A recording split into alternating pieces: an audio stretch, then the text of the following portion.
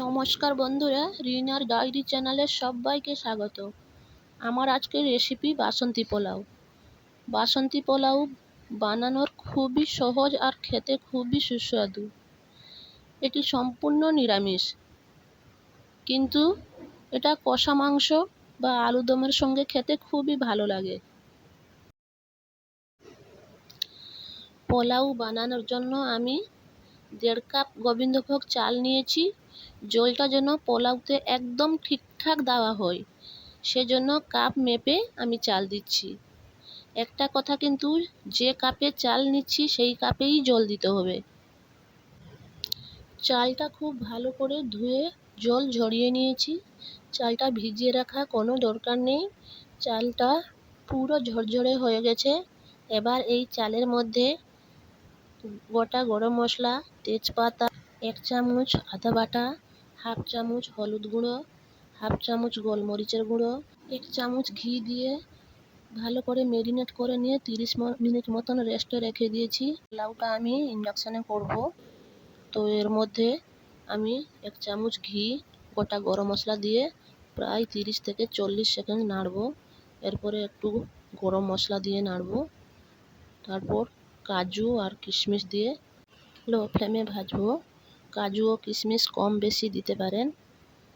1 minute মতন ভেজে নেব, কিন্তু বেশি সময় ভাজা দরকার নেই, কাজু বাদাম পুড়ে যেতে পারে। কিশমিশগুলোকে আমি আগের থেকে ভালো করে ধুয়ে জলে ভিজিয়ে রেখেছিলাম। কাজু কিশমিশ প্রায় 1 মিনিট মতন ভেজে নিয়েছি। এবারে অ্যাড করব ম্যারিনেট করে রাখা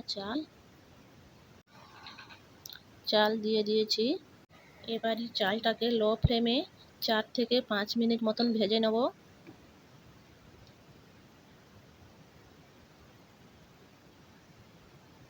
ভাজা হয়ে এসছে। এবারে এর মধ্যে অ্যাড করব জল। এই দেখুন, আমি কিন্তু ইন্ডাকশানে 100 করে দিয়েছি। ওইটা আপনারা গ্যাসে করলেন লো ফ্লেমে করবেন, আমি কিন্তু ইন্ডাকশানে 100ই করে দিয়েছি। এবারে যে কাপে চাল নিয়েছিলাম সেই কাপে আমি পোলাওতে জল দিচ্ছি। 1.5 কাপ আমি চাল নিয়েছিলাম, সেজন্য 3 কাপ জল দিয়েছি। জলটা কিন্তু আমি গরম করে দিয়েছি, ঠান্ডা জল দিইনি। যতটা চাল নিতে হবে তার ডবল জল দিতে হবে। যেমন আপনারা যদি 2 কাপ চাল নেন তাহলে 4 কাপ জল দিতে হবে। এবারে ইন্ডাকশানের ফ্লেমটাকে হাই করে দিয়ে একটু ফুটিয়ে নিতে হবে। যখন জলটা ফুটে যাবে তখন তার মধ্যে চিনি অ্যাড করব। 3 চামচ চিনি দিচ্ছি।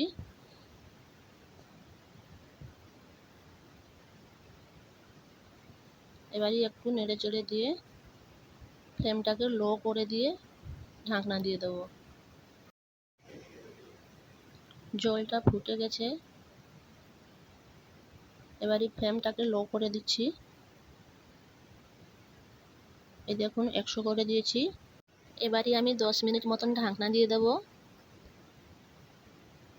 ঢাকনা দিয়ে দিয়েছি। 10 মিনিট পরে ঢাকনাটা খুলছি, খুলে দেখব কেমন হয়েছে। জলটা শুকিয়ে গেছে, সম্পূর্ণ শুকায়নি, কিছুটা রয়েছে। এবারে আমি লবণ দিইনি, লবণ অ্যাড করব। লবণ অ্যাড করে 5 মিনিট মতন নাড়তে থাকবো। চালটা কিন্তু সিদ্ধ হয়ে গেছে। 5 মিনিট কিন্তু নেড়ে চেড়ে নিয়েছি। এবারে হয়ে গেছে পোলাও। একটু ঠান্ডা হয়ে গেলে পুরো ঝরঝরে পোলাও হয়ে যাবে। এবারে নামিয়ে নিচ্ছি পোলাওটা। তো রেডি আমার পোলাও।